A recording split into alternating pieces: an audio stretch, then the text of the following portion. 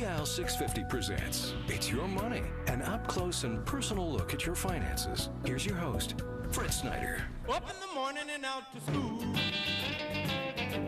Okay, we're back. Going to continue the show. Last hour, you've been listening to a portion of last week's show. Today, this is live, and you're welcome to call. In fact, we encourage you to call. We share the show with you, our listening audience. It's all about your money and how to keep it. How to keep it is the most important part of that expression. Everybody earns enough money to become financially independent. We just don't keep it. Most of us will fail financially. And we will fail financially because we don't have a plan, we don't have a financial planner, and we don't have the best products inside of our plan. 3 P's: plan, planning, and product. You will fail unless you do something about it. And what's the most important part? What is the most important function in life? You go to school to learn how to earn money, then you work a great many years earning that money, and you end up broke. Sounds pretty stupid to me. Out of 100 people who started equal today at the age of 25, by the time they end up at 65, 1 is rich, 4 are well-to-do, 5 are still working, 36 are dead, there's 54 left, they're dead broke, dependent on family and state. Those are the statistics. You can't argue against them. That is what happens. Why do we fail financially? The most important endeavor in our lives is to keep a part of everything we earn. We fail financially, and it's outrageously simple. We spend more than we earn, or at least we spend everything we earn. Part of everything you earn is yours to keep. If you spend it all, it's not your money, it's somebody else's.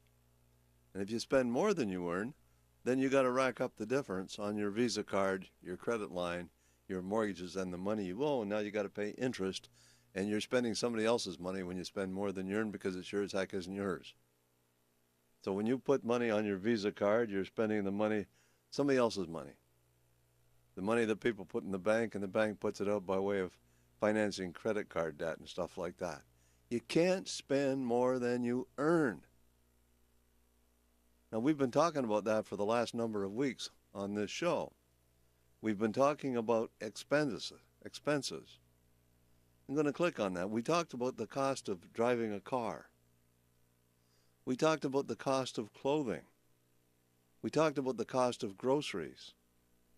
We talked about the overall cost of living. We've talked about life expectancy. How long are you going to live? How much you spend will really depend on how long you live. If you live to be 100, you're sure as heck going to spend more money than somebody that only lives to be age 65. So life expectancy is a factor. Where do you get these numbers and these statistics? No better place than Stats Canada. So if I click on the Stats Canada webpage, which is right here, and if you're watching the show, you can see this because this is a webcast right now. And we look at the expenditures for 2012 for the average person in Vancouver. I guess I got to go down here for BC. Where's BC? Well, let's just take it by province, okay? So here we have BC is here. So the average expenses for somebody living in BC in 2012 is $69,300 a year. That's a family of 4. So if you're not making $70,000 a year between yourself and your spouse and your family of 4, you're in trouble. You only got 50 coming in, you're going in debt to the tune of $19,000 a year. So you wonder why it's hard to make ends meet. So it starts out by saying to yourself, I must pay myself first. Minimum 10 cents out of every dollar I earn. 20 cents would be good, but at least 10 cents. Do you know what the average Canadian saves right now? It's 5 cents out of every dollar. Half of what we should be saving. So we should be putting away for our futures at least 10 cents out of every dollar that we earn. 10 cents. Now I can tell you how you can get the average from 5 cents to 15 cents. That's an increase of 300%. If you're only saving 5% right now, how would you like to be saving 15% of what you earn without changing your lifestyle? Think about that. Scotiabank says you're richer than you think, and you are. We'll help you find the money. And it's called a budget. So how do you determine how much you should be spending per month? Well, go to Stats Canada. Look it up. Make that a benchmark. And say that's what Stats Canada says, but I'm going to do better than that. I'm going to spend less. How do you decrease the cost of the roof over your head? How do you decrease your taxes? I can tell you right now that most people pay too much for the wrong kind of life insurance. They don't get a quote. They deal with a captive sales agent that represents a specific company and can't offer other products. When you buy life insurance, you should get a quote. I can show you how to reduce the cost of your life insurance so that you won't pay too much for the wrong kind. I can show you how to reduce your taxes. What are some of the ways that you can reduce the income tax that you pay legally? Maximize your RSP contribution, but I don't have the money. We'll help you find the money. Maximize your TFSA. Make sure that the government isn't clawing back your old age pension. Do income splitting with your spouse. There's all kinds of ways that you can legally reduce the tax you pay. And in most cases, not maybe in every case, I can show most people how to reduce the taxes they pay by 25% and the cost of their insurance by another 25%, and that gives them 3 times as much money to save as they had before we started at no impact on their cost of living. Now again, I'm going to tell you this, that the financial planning process starts by finding the money that you need and must put away for your own future. You are your oldest obligation. You should pay yourself first. So how do you find a way, if you're not doing it now, how do you find a way to pay yourself first 20 cents out of every dollar you earn? You pay yourself first 20 cents out of every dollar you earn, you take the other 80 cents and you budget to pay everybody else.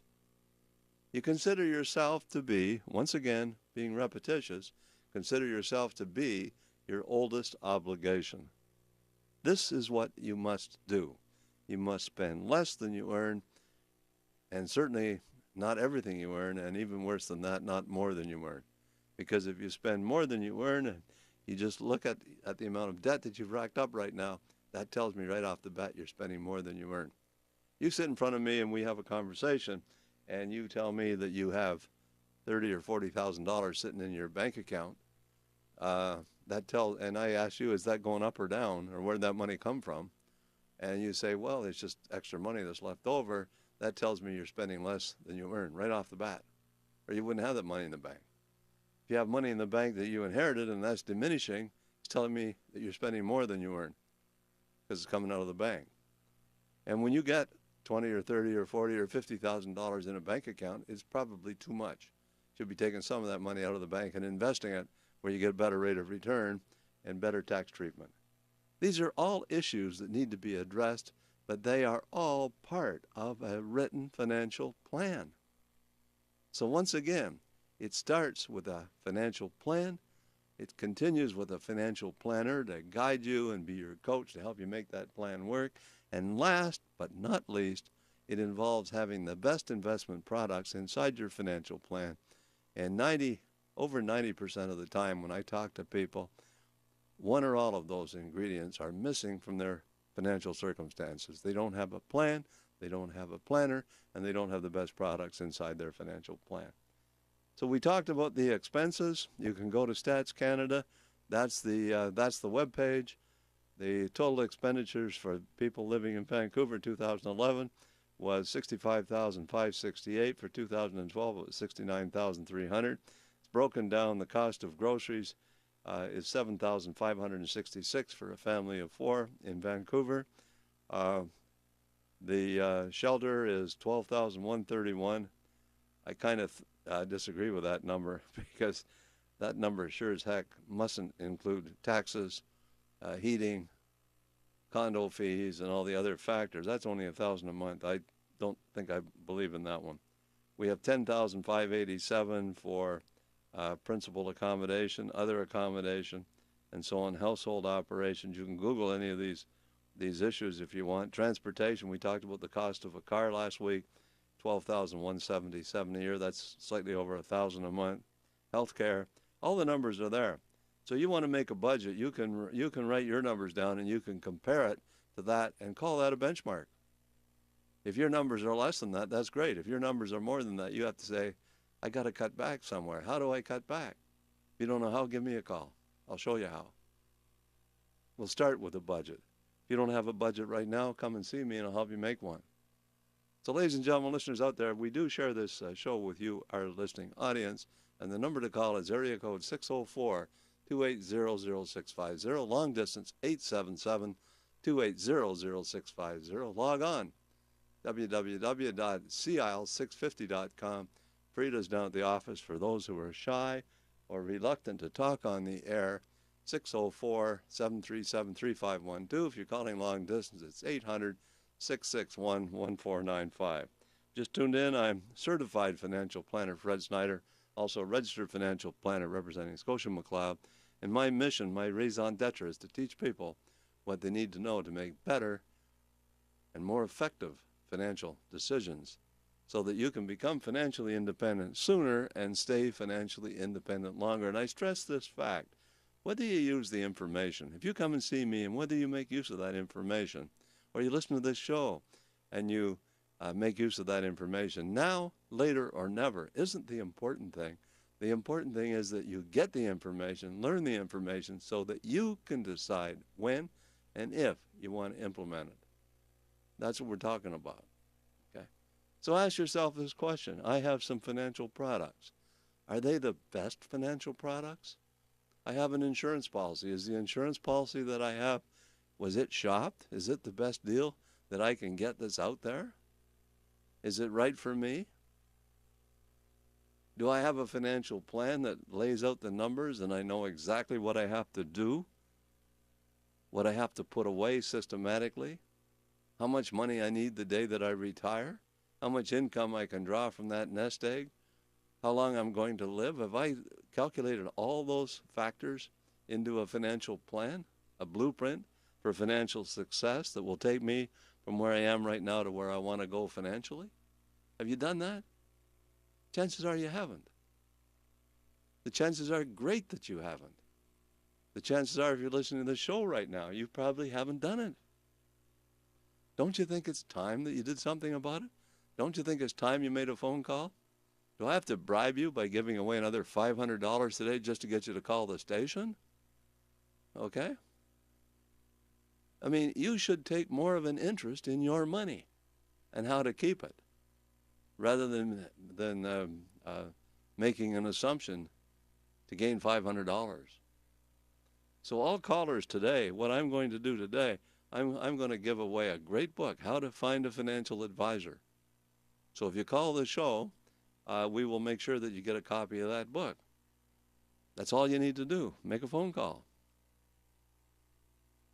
So again, Stats Canada, great webpage to be able to access too, because that is talking, in this particular case, only about your expenditures in this particular area. You must know what you should be spending, and you must know what you are spending, because I've said it 100 times at least, if you can't measure it, you can't manage it. So we're talking about how you measure your expenditures. I know my mother. She used to have envelopes. And one envelope would say mortgage. And in that envelope was the money. She'd put the money in that envelope to make the mortgage payment. Another one would say groceries. She'd put the money for the groceries in that envelope. She'd put the money for the insurance, the life insurance, in another envelope, and so on. Vacation, etc. So what would happen if the envelope, or let's say that one of the envelopes ran out of money?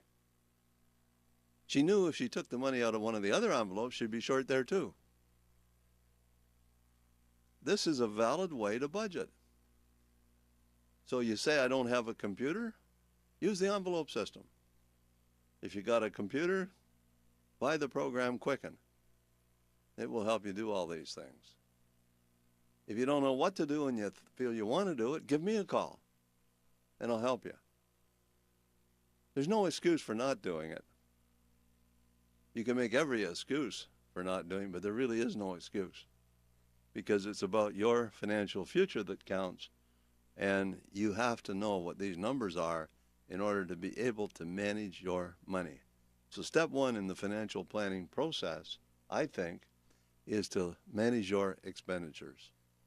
So if you look at the four broad areas of financial planning, you have your income, you have your expenses, you have your assets, and you have your liabilities. And how you manage your assets is one thing, and how you manage your liabilities is another. Your liabilities is what you owe. And how you manage your income is another thing. But the most important of the four is your expenses. Because if everything else is set up the way it ought to be, and the expenses aren't, you're in trouble. So you got to start with defining your expenditures. So how much do you spend on groceries? How much do you spend on the roof over your head? How much do you spend on clothing? How much do you spend on insurance and vacation? And how do you make those calculations? What are the other expenses that you need to take into account? So once again, we're talking about your money, more importantly about your money and how to keep it. And how to keep it starts with a financial plan. And the first step in that financial plan is a budget. Budget means this is what I'm spending. So let's just suppose, for example, you sit down and you calculate that you're spending $5,000 a month. And your income is only $4,000 a month. That says you have a deficit of $1,000 a month. You didn't even know that before. You just wondered by some magic formula why your credit cards balances were getting bigger and bigger and bigger, or your bank loan was getting bigger and bigger, or your overdraft was getting bigger and bigger. You never really made that relationship between income and expenses. So if you're spending more than you earn, you're going in debt. If you're spending more than you earn, you may have $1 million in assets, but the assets you have in the $1 million, they're diminishing because you got to be taking some money from your assets to cover the shortfall on your expenditures. Or if you have no assets, there's only one thing left, and that's your debts. That has to increase. So you got those four areas, and they all affect each other. Income goes up, expenses go down, assets would increase. You're borrowing money to cover shortfalls, liabilities increase. The difference between assets and liabilities is called net worth. So that becomes a benchmark. So what was your net worth last year? What was it this year? What will it be next year? And how about your cash flow? Do you have a surplus? Do you have a deficit? Or are you just broke on payday? You get your pay, and the moment you get it, it's gone. It's all spent at that particular moment. So again, Scotia advertises all the time, you're richer than you think. And ladies and gentlemen, listeners out there, you are richer than you think. But you have to identify the areas in your overall financial situation that you can improve. So again, get on the line, give us a call. Remind you once again, this is a live show. You get a great book, How to Find a Financial Advisor. And you know something? I'll tell you what. I'll change that a little bit. I'll simply say, I have a recommended list of books. If you don't want that book for whatever, and I don't know why you wouldn't if you don't have it, but if you don't want that book, we'll give you one of the other ones. Your choice. Once again, all you got to do is make a phone call. 604-280-0650. The long distance, 877-280-0650. Online, www.CIL650.com. And Frida, for those who are shy, reluctant to talk on the air, is down at the office, area code 604-737-3512. The long distance, 800-661-1495. Just tuned in, I'm certified financial planner Fred Snyder, also a registered financial planner We're talking about the financial planning process. So let's suppose right now you've been doing everything wrong and you've amassed a big bunch of debt. You owe $30,000 on your credit cards. You have a line of credit at the bank, $50,000. You got a $350,000 mortgage on your house. You're awash in a sea of debt. And everything looks hopeless. Somehow or another you have a hard time making payments, and you wonder how you're going to fix that. What might you do? Well, you could declare bankruptcy. Not a good plan, okay? But maybe if it's really hopeless, maybe you have to make that decision. You could look at your debts and say, is there some way that I can restructure my debt so that my payments are less? Some way I can restructure my debt so that I'm not paying 18% interest on my Visa card? Is there some way that I can restructure my debts so that the interest expense I pay is tax deductible? What are some of the things that I can do to mitigate my debt structure? Because those debts aren't going to go away. Maybe I need to sell my 16-bedroom house and buy a 4-bedroom house and pay down some of that debt. Maybe I have to get rid of the red sports car or the boat. What can I do to mitigate my debt? Because you have to do it. Because it's a vicious circle. It's like a black hole out in space. It gets worse and worse and worse. It never gets easier. So if you're postponing the inevitable, thinking that somehow it's going to go away, that's a mistake. That's doing the same thing over and over and over again. According to Einstein, that's the definition of insanity. If you think it's going to go away all by itself, it isn't. There's a term called zero-based budgeting. So you wipe all the numbers out and you start with fresh thinking. You start from scratch. So you sit down and say, what should my expenditures be? Good question. Think about that one for a minute. What should my expenditures be? That's what we've talked about in the last number of shows that we've done. How much should you be spending on your car, your clothing, your groceries, etc.? What should my expenditures be? Another column right beside that, what are they? Compare them. Where are the differences? How can I shave those differences down? For example, your interest expense is $15,000 a year. What should it be? It should be zero. Shouldn't have any interest expense. Okay, but how can I save, how can I mitigate, how can I reduce that $15,000 a year in interest expense? Well, if you're paying $15,000 a year in interest expense, the before-tax dollars cost to service that's about $25,000. If you can make the interest expense tax deductible, you can save yourself $10,000 a year in income tax. That's $800 a month improvement in your budget right off the bat. But you didn't know that, right? Or you didn't want to find out about it, or you were afraid to find out about it because you were afraid to make a phone call because you really didn't want to know what reality is all about. Sooner or later, you have to face up to reality because your most important responsibility, once again, is keeping money. Not making it so much as it is keeping it. And the only way you're going to keep it is to have a plan, a proper plan. So I'm taking the plan apart. This is like the anatomy of a financial plan. The first step in the financial plan is the expenses. What are the other three? Your expenditures, your income, your assets, your liabilities. We focused on expenses because I think, it's kind of like this. If you spend less than you earn, where's the difference go? You just burn it, throw it away, give it away? If you spend less than you earn, the difference ends up in your bank account.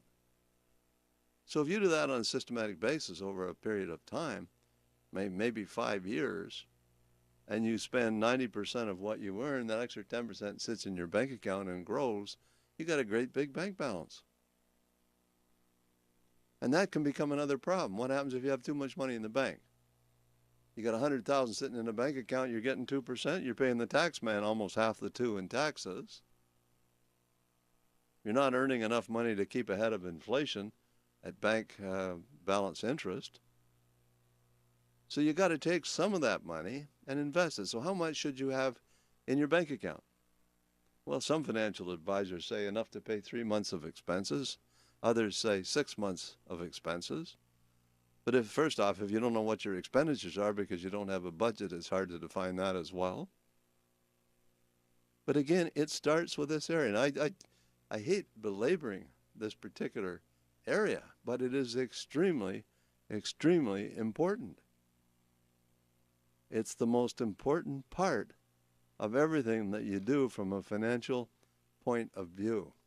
Let's talk to Helen from Richmond. Helen, welcome to the program. Hi, Fred. Good morning. Good morning. Hi, next door. Did you catch any fish? I went out fishing and I lost a fish yesterday to a seal. Oh, no. That must have been, it was a huge one. Oh. Could have been 35, 40 pounds. Well, I just wanted to say a great big thank you to you and Frida for that check that you sent. Much appreciated. No problem. And I wonder if a person is better off to put it into a TFSA or a GLWB, another one. Well, I think that you need to sit down and look at your whole. There's not a cookie cutter answer to that question. Depends on individual circumstances. Based on what I'm saying right now, if you have debt which is out of line, you should probably pay the debt down. Well, I don't have debt. Okay, well then that reduces the decisions a little bit.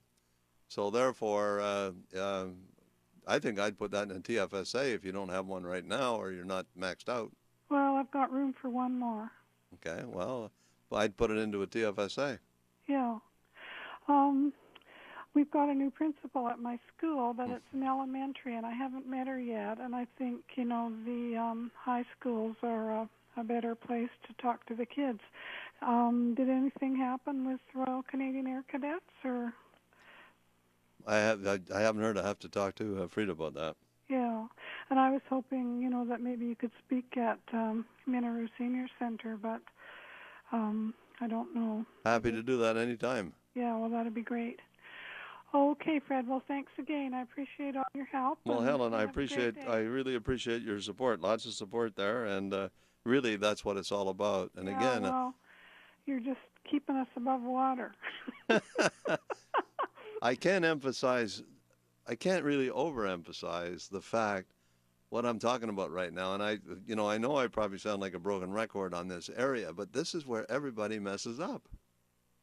They spend more than they earn. The vast majority, there's other ways that people mess up, but the majority of people mess up because they insist on spending more than they earn. Yeah. I know a fellow that declared bankruptcy. The day he declared bankruptcy, he won the lottery. Wow. He was broke a year later. Well, I keep harping to my kids, save 10 or 20% of your money, blah, blah, blah. So I hope it's working. We're our own victims. Yeah, right. We're our victims of habit. Yeah. You should form the habit of paying yourself first and say from now on, there's one rule in my life, and the rule is I save at least 10 cents, 1 dime. Every time I make a buck, I save a dime. Well, that's what I'm telling my grandkids, and my grandma used to always say to us, save your money, so... Save your money. That was the old Ing slogan.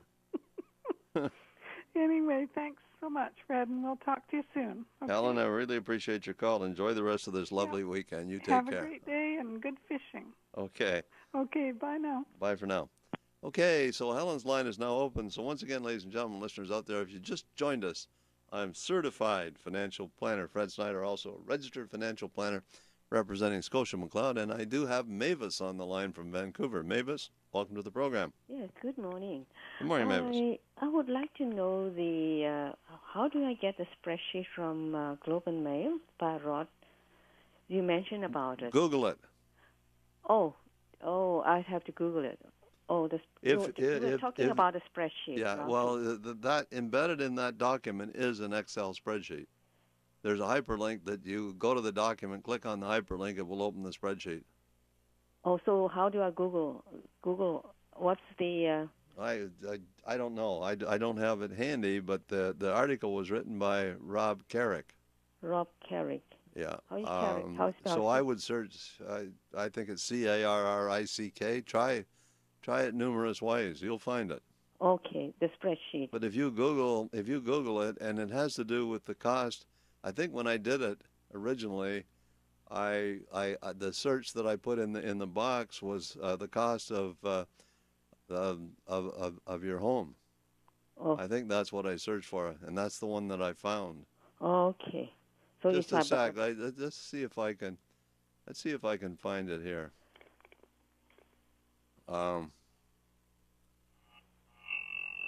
I have a cost of living calculator between BC cities. That's the one that came up. I didn't save the Carrick article here. Let me close this and see what happens. So here you have expenditures. I mean, there's 1,001 of these things that are out there. This is Abbotsford, the cost of living in Abbotsford. If your income is $50,000 a year, fill in the blanks. It gives you all that information. But if you do a search, I think it's the Globe and Mail, Rob Carrick. Excuse me, I think you'll find it. Oh, is that very recent, or is it an old article? Oh, it's recent. Oh, Globe and Mail by Rob Carrick. Give that a try. Okay, thank you. Okay, Mavis, and if you want to give me a call tomorrow at the office, I'll see what I can do then. I can't take up a lot of airtime looking for it, but you want to call me at the office, I'll see what I can do for you. Oh, thank you very much. Bye-bye. Thank you. Bye-bye. I wonder if Rob Carrick would nail me with plagiarism if I copied that Excel spreadsheet onto my computer and stole it. You got to be careful about stuff like that. Let's talk to Tracy from Vancouver. Tracy, welcome to the program. Hi, morning, Fred. How are you? Good. You're the great winner. Well, no. I don't want to win anything. I've got so much stuff from you. It's crazy. What I wanted to say was you were talking about debt, and I just wanted to inform your listeners that many times they know that they're in debt, and they kind of want to push it to the back burner. And I think it's really important to confront it. At the age of 35, I was $20,000 in debt, and it scared the living daylights out of me.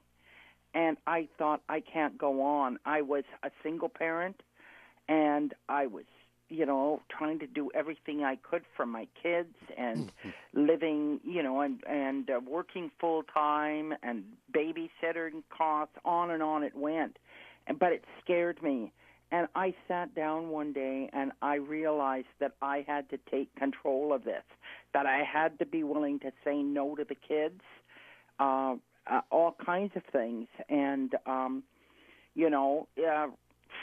you want to mow the lawn, honey? We can, then I don't have to pay the lawnmower guy to come and mow the lawn, Sure. that kind of thing. Uh-huh. And I did. I paid off everything. And when that was paid off, I felt, not only did I feel good about having paid it off, but I felt a lot more self-worth within my own being, and thinking that I could handle maybe other stressful situations. Yeah. And it was really good. I mean, it was really, really good. I certainly learned a lot about myself, and I learned that I really didn't need to go out for lunch every day from work, and I learned that I didn't need to meet my friends for coffee every Saturday, and that, all that kind of stuff, because your friendships help you feel good about your feeling of self-worth. And I think that getting control of your finances is probably something that builds your own self-confidence, and then you can handle a lot more things. Well, the whole thing, Tracy, starts with not getting into debt, and if you're in debt, getting out of it.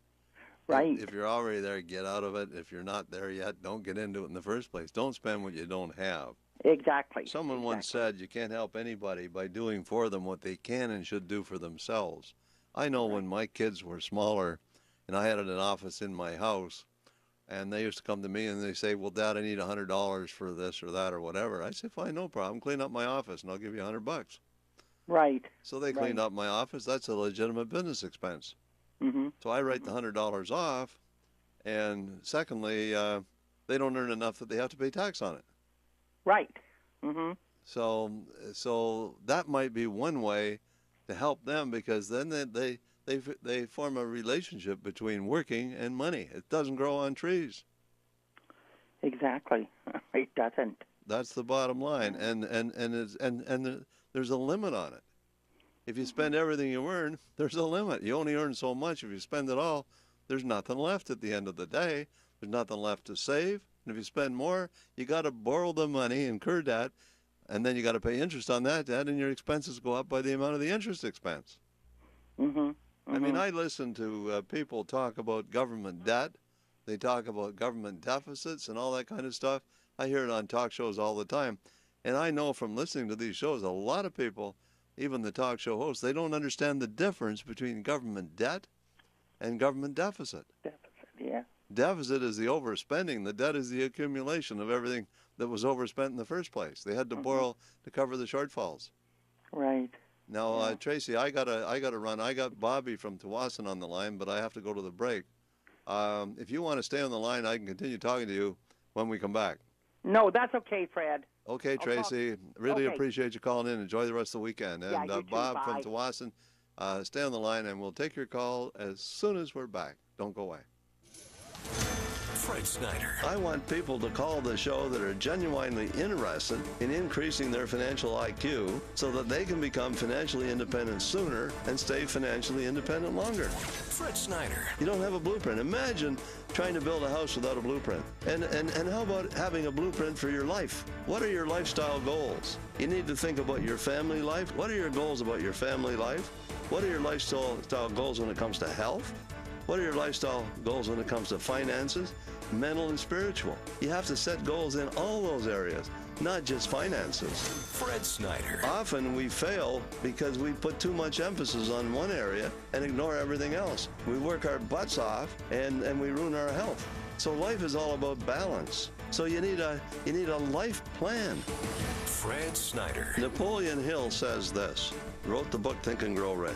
Anything that you can vividly imagine, ardently desire, and enthusiastically act upon will inevitably come to pass.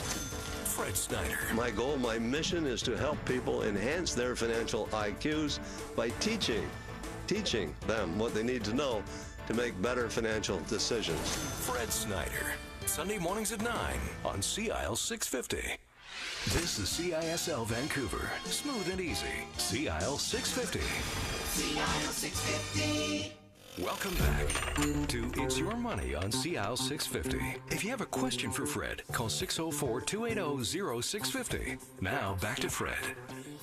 Okay, we are back, and we're going to go straight to the lines and talk to Bobby from Tawasin. Bobby, welcome to the program.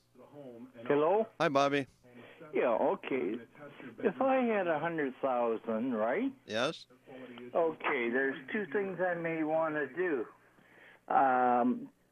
I may want to invest it and let it turn over for a few years, or I want to take it and get a monthly income.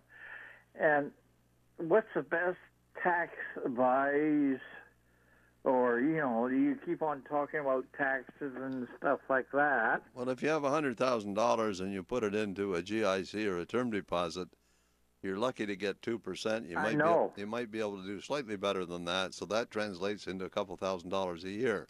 That $2,000 a year is taxable, so depending on your tax bracket, but if you're in the top tax bracket, you're going to keep slightly more than 1,000 of it, and it's just not enough to keep up to inflation. So the only way to make a real rate of return on that money is to take some risk, and you put it into some equity investment funds or something like that. And you got to explore that. It's got to be part of an overall financial plan.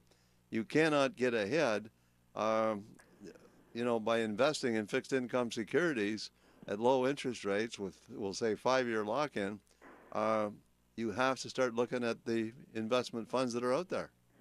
That's the bottom line. Okay, well, is that part of your dealings? Well, I deal with that, yes. For example, I have a lot of people that come in to see me that own, and God, I hate doing this because it's probably going to end up I'm making some business for RBC.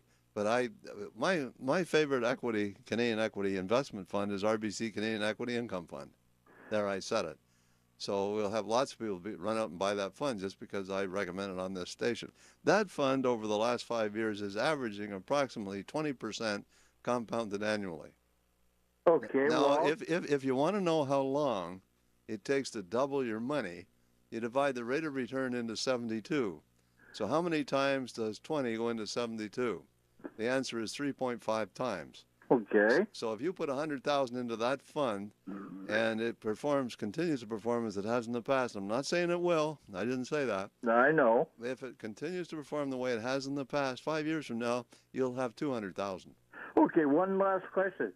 They keep on saying there's supposed to be a major correction in the market. Who's they?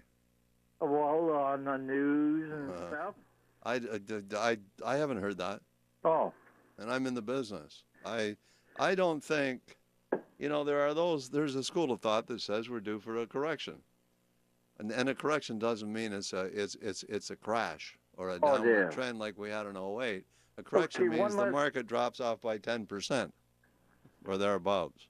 Okay, one last question would be, on that 100,000, whatever I make on it, is there any way of shielding it from, get less taxes or what? Well, first off, the returns from an investment fund are generally made up of capital gains and dividends, which are only partially taxable, not like interest income. So, for example, if you're in the top tax bracket, and I'm approximating when I say this, the amount of tax that you would pay on dividends would be about 20% rather than 40%. No, I'm retired and I barely make that much. Well, then, if you got just dividends, you'd hardly pay any tax at all. Oh. So, you would, if I came and saw you, you'd recommend a bunch of these? I would recommend a portfolio of 10 investment funds, one of which would be RBC Canadian Equity Income Fund. Okay, if I wanted to take a monthly withdrawal, what kind of figure am I looking at? On $100,000, you would be looking at around $5,000 a year, about $400 a month. That's all? Yeah. That's 5%. That's a 5% withdrawal. That's pretty low. Well, that's conservative. If you take more than 5, you're liable to depreciate your principal. Oh, okay. So that's something we'd have to discuss. Yeah. Okay. Well, but I generally don't recommend a systematic withdrawal plan in excess of 5%. There may be cases sometimes that happens because of need, but you can set that up and you can take a systematic withdrawal plan off of that of 5 or 6 or 7%. And you should still appreciate your principal based on past performance, but there are no guarantees. Of course. So that's something that would be worth considering for anybody who's looking for income. Okay, but if I kept it in there, what kind of percent? Well, the growth on that fund is averaging almost 20% compounded annually over the last 5 years. Which means if you bought that fund 5 years ago, you would have doubled, or 3.5 years ago, you would have doubled your money today. My God. Okay, well, you've been quite helpful then. It's worth taking a look at. So again, if you want to pursue this further, give Frida a call. Frida's down at the office at 737-3512. That's 604-737-3512. Okay, give her a call. Okay, you moved. Whereabouts are you? I've moved? Well, the last time I dealt with you was on Broadway near Broward. Oh, okay, fine. I'm with Scotia McLeod now. At that time, I was a branch manager with Dundee. Oh, yeah? I'm with Scotia McLeod right now, not very far from there. I'm on the corner of Broadway and Granville, right over Chapters. Oh, you're kidding. Is there a company called, what's it called? DJ. Oh, I can't remember. Right. Anyways, okay. But if you give Frida a call, she can give you all the directions. And again, you can reach Frida at 737-3512. What are your hours? Oh, 9:30. I start taking appointments at 9:30. I usually have 4 appointments every day, sometimes 5, and I leave there at 4. Mm-hmm. You still live in North Van? I still live in North Van. Oh, I still drive the old Lincoln? Oh, no. I have an electric car right now. Well, that's good. Glad to hear it. I drive a electric Cadillac. I recommend it highly. I'm very happy with it. Electric Cadillac? Yep, I got 250 miles to the gallon. Oh my God! Is it very powerful? Powerful. It's so fast it's scary. What's it worth? 82,000. How much? 82,000. Oh, okay. That takes up all my everything I have then. But you can buy a similar car. You can buy a Chevy Volt for 35,000 right now. No, I'd probably buy I would say a Volkswagen, but now they're made someplace else. No, this is a Chevy Volt. It's an electric Chev. Yeah. And my wife has one of those. How about Very the pleased with Prius? that. Pardon? They're only 35,000. Oh. Okay. And that's still 250 miles a gallon, though.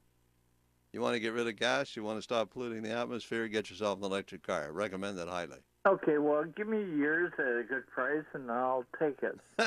I don't want to sell it. I like it. Okay, thanks very much. Really appreciate your call, Bobby. You take care. Okay. Enjoy the rest of the weekend. Okay. Anyway, if you just joined us, I'm certified financial planner Fred Snyder, also a registered financial planner. And again, ladies and gentlemen, listeners out there, if you want to cut down on the cost of driving a car, I don't know that you cut down on costs very much if you drive an $82,000 car just so you can get 250 miles to the gallon. But on the other side of the coin, try the Chevy Volt. Mileage is still the same. It's only $35,000. And again, I've had this car right now, and I recommend it highly. I'm very, very pleased with it. For approximately 3.5 months, I've put 6,000 miles on it in 3.5 months, and I have put about $150 worth of gas in it in 3.5 months. So the instruments tell me I'm getting 250 miles to the gallon. But more importantly, I'm not polluting the atmosphere. Okay? Think about that. So again, if you just tuned in, I'm certified financial planner Fred Snyder, also registered financial planner. We're talking about your money, more importantly about your money and how to keep it. The first hour of the show today between 9 and 10 dedicated itself to expenditures and how you cut back on your expenses. And I've continued that format for this part of the show. We're talking about how you spend your money. I'm going to repeat that. How you spend your money. I'm going to add to that. I'm going to say how you spend your money will determine how much money you have in the future. Because if you spend too much of what you earn, you won't have any money in the future. If you don't get a decent rate of return on the money that you're investing, you won't have enough money in the future. If you mismanage your debt and you end up accumulating debt on credit cards where you're paying 18% interest and it's not even tax deductible, you won't have any money in the future. You need a financial document called a written financial plan. That's a financial plan, that's a blueprint that says, here's where I stand today, here's where I want to go financially speaking, and this is how I'm going to bridge the gap. And a very significant part of that financial plan is having a financial planner to help you script the plan and to help you manage the plan so that it works for you. Because a financial plan is like any plan, it must be worked. You must work the plan. And another significant part of the financial plan, and I bring it up, is the financial products that you have inside the plan. Do you have the best Canadian equity fund? Do you have the best U.S. equity fund? Should you have a European equity fund? Should you have gold and precious metals or commodities inside your portfolio? Should you be investing in emerging markets? Should you be investing in Latin America? Should you be investing in China, India? What are some of the areas inside that plan that need to be addressed? And how do you determine what investment products you select. I use Morningstar PalTrack to help me select the investment products that I offer and use. It helps me determine what are the top funds that are out there. There's over 21,000 investment funds in Canada available to the investing public. 21,000. I have what I believe selected the 10 best of the 21,000. And they're the ones that we use to build and create portfolios. It's very, very rare that people who come to see me and they show me their existing portfolio have the funds that I recommend. And that tells me they don't have the best funds, because I know the ones that I'm recommending are the best. If they don't have them, then they don't have the best, just by default. And I know that. Okay? So how do you go about doing that? Maybe it would be a good idea to ask your financial advisor, whoever it may be, to explain to you, how did you select the funds that's inside my portfolio? Show me how you selected them. Are they the best funds that are available? And what is your criteria for picking that fund? Is it based on the fact that the MERs are low? Is it based on the fact that it's a top performer? Is it a 5-star fund? What's the alpha? What's the beta? What are the measurements that you use to measure that fund in terms of its ability to perform? Tell me about all that. And if the financial advisor that you're talking to looks at you with glassy eyes and says, duh, then maybe it's time to find a new financial advisor. What is your selection process? Maybe you buy the funds that's in your portfolio yourself. That's fine. What selection process do you use? How do you determine which is best? Do you Google it? I'm looking for the best investment fund. You type in there. You might get an answer. I haven't tried that. Maybe I'll try that when I go home today. But the bottom line is that you want investments that perform. What's the relative risk in the fund? How do you measure a fund when it comes to risk? It's called standard deviation. What's the volatility of the fund? If the number you get is 5, that says it's medium volatility. 10 is moderate. 1 is none. So if it's 5, it's right halfway between. That's a clear measurement. But what happens if the volatility of the fund that you have is 40? That means it's very, very risky. So what happens if we have a market meltdown like we had way back in 1908? Pardon me. That's not what I was trying to say. In 08, but not 1908. Okay? But so what happens if we have a meltdown like that again? Toronto Stock Exchange went down 50% at that particular point in time. Okay? So what happened to your investment portfolio in 08? Did it go down 30, 40, 50%? How much should it have gone down? That's called risk. That's volatility. So every fund that you have in your portfolio has 2 measurements. One is called volatility or standard deviation. The other is called return. And there's a relationship between the two. The lower the volatility, the lower the return. The higher the volatility, the greater the return. So how do you make that determination? I'm getting technical, but I will say that they have what they call the efficient frontier. Was invented way back in the 50s, okay, by a guy by the name of Markowitz.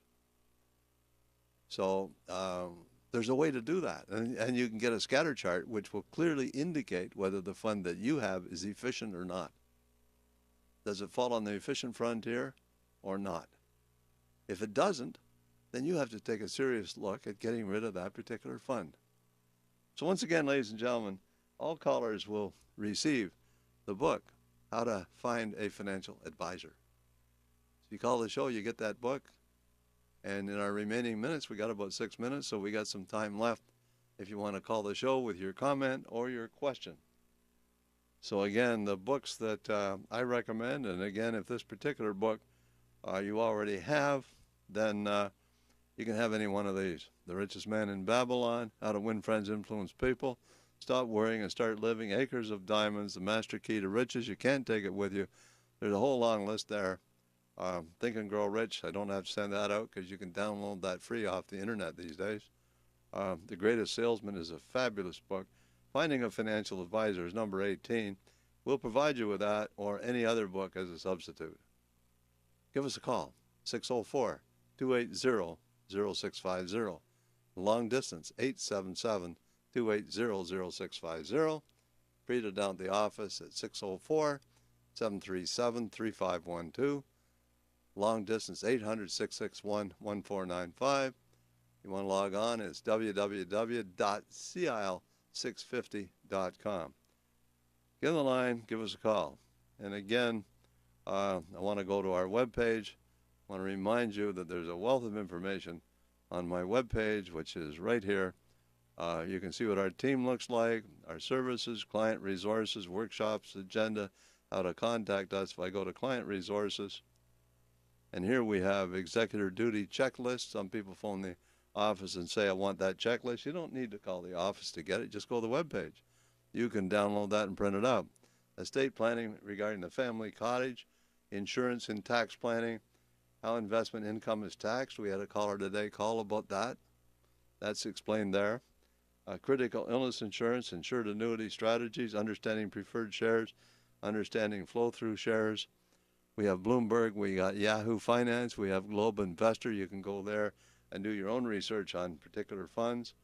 Canada Revenue Agency, CRA, CPP, and old age security benefits, registered educational savings plans, tax-free savings accounts, government rates, tax exchanges, etc., etc. Wealth of information on the webpage. Contact information 604-737-3512. The long distance 604-737-3524. So again, I remind you to use our webpage. Wealth of information there. Our team is here. And again, there's Kelly and Frida, and we got to put Peter Straka's picture up there too. We should have that on there. We have a CFA on staff. Again, a wealth of information there. So again, if you just tuned in, I'm certified financial planner Fred Snyder, also registered financial planner. We're talking about your money, more importantly about your money and how to keep it. And I'd like to thank everybody who called in today, participated in the show, because I don't want to stand here and preach and preach and preach. It's a long hour to be talking almost to yourself. And again, many of you who have called in today have attended our workshops. Many of you are clients already.